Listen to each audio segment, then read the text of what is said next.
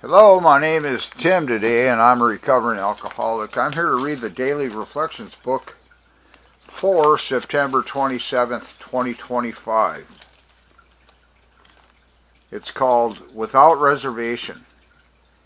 When brimming with gratitude, one's heartbeat must surely result in outgoing love. That's from As Bill Sees It, page 37. That's this little book here. While practicing service to others, if my successes give rise to grandiosity, I must reflect on what brought me to this point. What has been given joyfully with love must be passed on without reservation and without expectation. For as I grow, I find that no matter how much I give with love, I receive much more in spirit. Period. The end of the reading. If you remember back a few days, I couldn't remember the word altruistic because I use it so rarely. I don't know how much I practice that type of thing. So I'm almost hesitant to say, I guess what I'm about to say, which I'm not certain what it is that I'm about to say.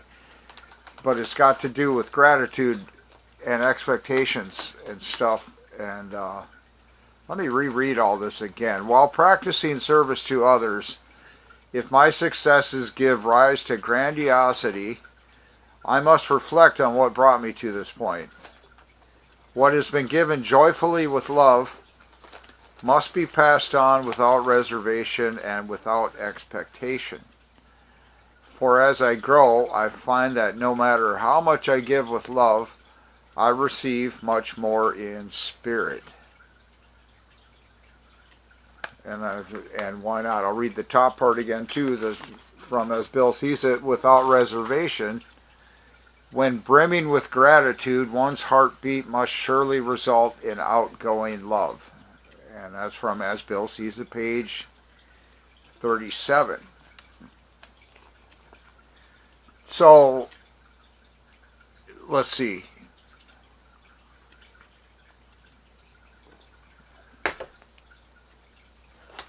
There was a distinct time in my sobriety, early on, when I did not feel grateful. Okay, and I think I mean that in a way that, maybe you feel yourself, and I feel myself slipping in and out of feeling grateful. And like right now, I'm questioning, is it possible to just feel 100% gratitude every instant of every day, of every waking hour and every day? I don't know. Would that be necessary? I'm awake, let's just be fair, 12 hours a day, where I could be aware and feeling gratitude. Do I feel gratitude every second of that time? I don't know. I don't think so. I'm thinking about other stuff. And then occasionally, I can narrow this down maybe a little more. Like I said, there was a distinct time way back where I knew I wasn't feeling as grateful as I probably should be. Looking at the scope of things, where I came from, where I was, and how I was doing and feeling and stuff. That probably did call for 24-hour a day gratitude. Now, along that same line, I don't think I was going out of my way to show any kind of whatever non-gratitude would be, if that's taking things for granted, entitlement, feeling no thankfulness, just that's a foreign thought to me. Okay, so what I'm getting at is that while practicing service to others, if that's met with grandiosity on my point, or on my side, my emotional outlook, my feelings, my motivation, say, is one of, if I do this, you're going to have to give me back something. I think that's pretty clear. See, now, when I say way back, I'm certain I wasn't doing everything in a altruistic way just to make sure that people were happy, content. Everything I could do was not in a people-pleasing way, like in the sick mental illness way, but in a way to coerce others to do as I wished. I think I would. Well, we're touching on manipulation there a little bit. That I never thought I was like this grand master of manipulation. However, subconsciously, maybe I was doing that a bit. And what I've noticed, this is kind of where I'm trying to get to, is this thing, while practicing service to others, if my successes give rise to grandiosity, I must reflect on what brought me to this point. And, you know, the thing that I don't want to get caught up in is, it's like, geez, I'm such a swell guy, everybody should just send me roses. Because look at all that I do for everybody. Certainly they must repay me with riches. So what has been given joyfully with love, that's like walking into the Alcoholics Anonymous Club, complete stranger, and not instantly being carded, asked for identification, membership qualifications, dues and fees, and filling out registration forms and showing them my invitation, and there was none of that. It was like the opposite. It's like, hi, welcome. And it wasn't at the particular club that I'm thinking of right now. That was it. It was just like, I can't think of a social enough situation where maybe you're at the library or at a diner somewhere, or maybe at a gas station pumping your gas, and anyhow, another human comes along, you interact briefly, and they say something like, hi, nice day, isn't it? And you're like, yeah, it is. How are you? And you strike up just a little conversation like that. It was much like that kind of, it felt very warm, accepting, comforting to walk into this Alcoholics Anonymous club after the person there said good morning to me.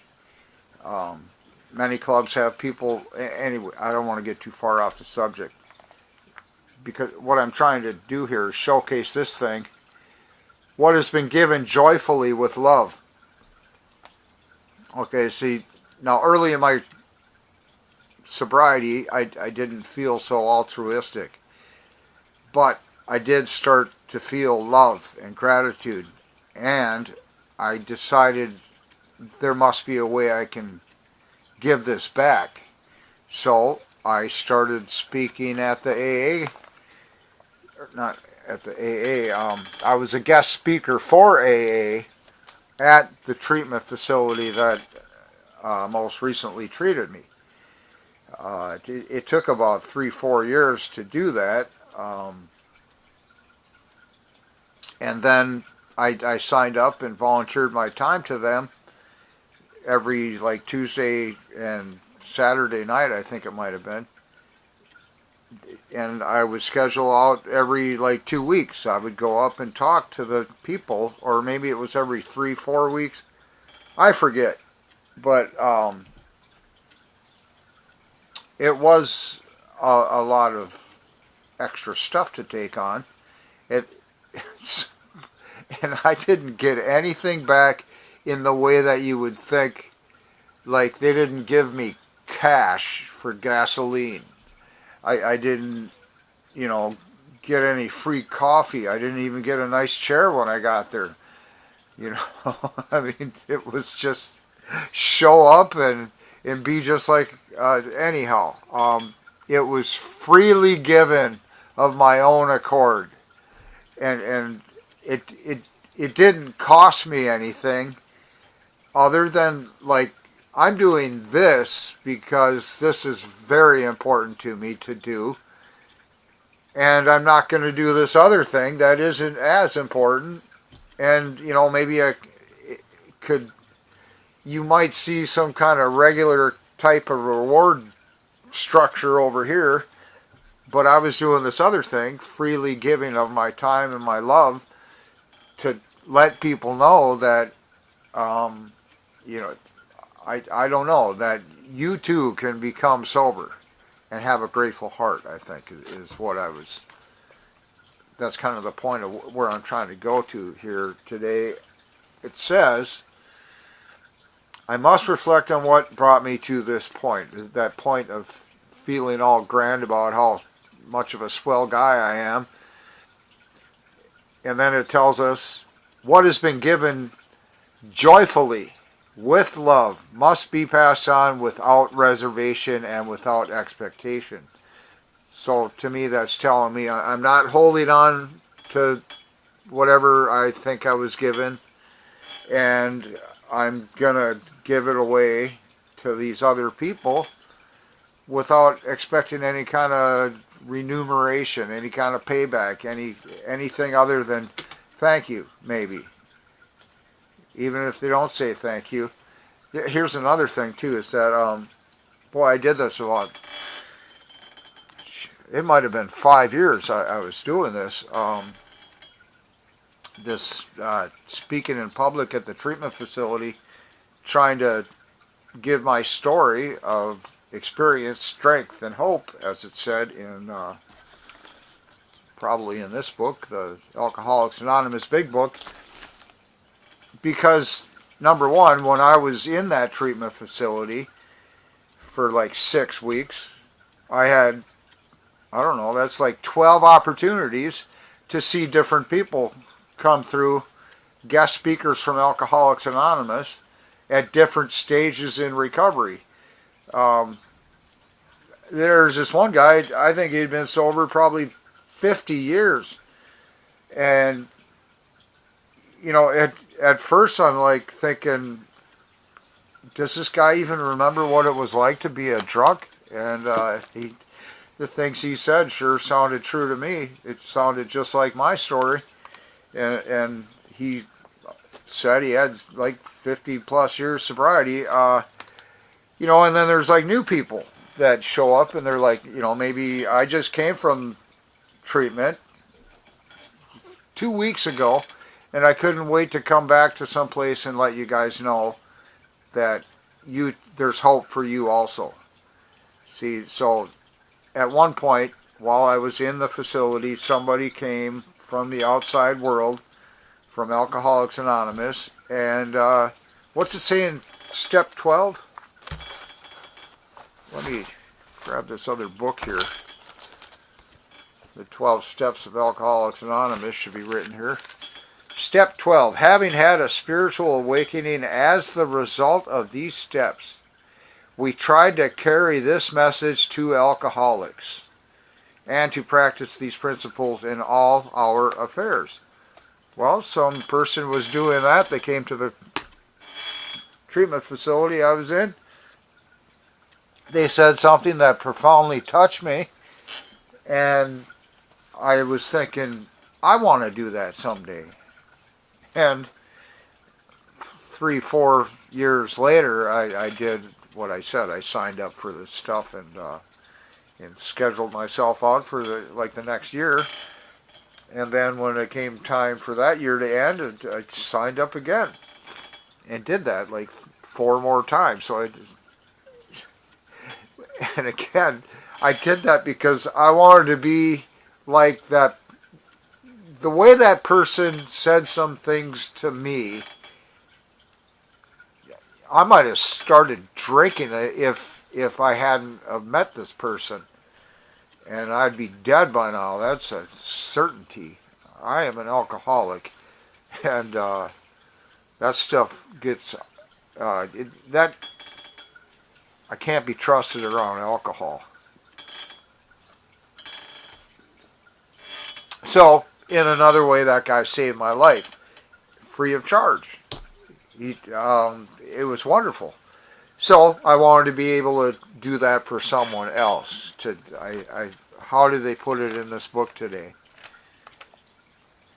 Without reservation. Must be passed on without reservation and without expectation. For as I grow, I find that no matter how much I give with love, I receive much more in spirit. So that's, again, like I said, I didn't even get a nice chair when I went up there. I mean, it was all like a spiritual gift to me. And I don't know how that is striking your ear. My poor delivery probably has a lot to do with it. But, number one, I wasn't doing this looking for fame and riches and glory, say. I just wanted to share the possibility of hope with another alcoholic. And anything beyond that is just like gravy. Low-fat gravy with not too much sodium. I got heart issues these days. I don't want to give you a whole boring story about my history of health. But anyhow, I'm on a somewhat restrictive diet, and it's like, yeah, that's like gravy, the way I used to eat it, maybe. That gave me heart issues. And it was free of charge. There's no fame, there's no riches, there's no glory, and there's, rarely really comfort. It was like the comfort came in when stage fright or something of that manner. The comfort came when the evening was over with, I think. And knowing once again I was able to do that and share, and maybe that didn't go so bad or whatever, something along those lines. That was comforting to know. I might have mentioned before that I'm a drummer now also, and there is such a thing as stage fright, and there's a way around that, and it isn't alcohol. I used to think drinking enough booze would make me feel at ease with different situations. Wrong answer, McFly. That's not where it's at. It's self-confidence, practice, determination, and wanting to share the joyful parts of things. That's what makes. I'm a minister too. That to minister to people, it takes all those things. You want to joyfully share, and just have faith that it's going to be okay. That's really the only assurance that I'm able to give you right here. So I'll just say thank you for coming by here today. Let me read this one more time to you. I think it's called Without Reservation. When brimming with gratitude, one's heartbeat must surely result in outgoing love. That's from As Bill Sees It, page 37 right here. I recommend that you get your hands on some of these books. Definitely get this one, the Alcoholics Anonymous Big Book. It's a wealth of information if you're trying to overcome drinking. Anyhow, look, I must be traveling along now, so thank you for coming here, and I'll get back with you later. Goodbye.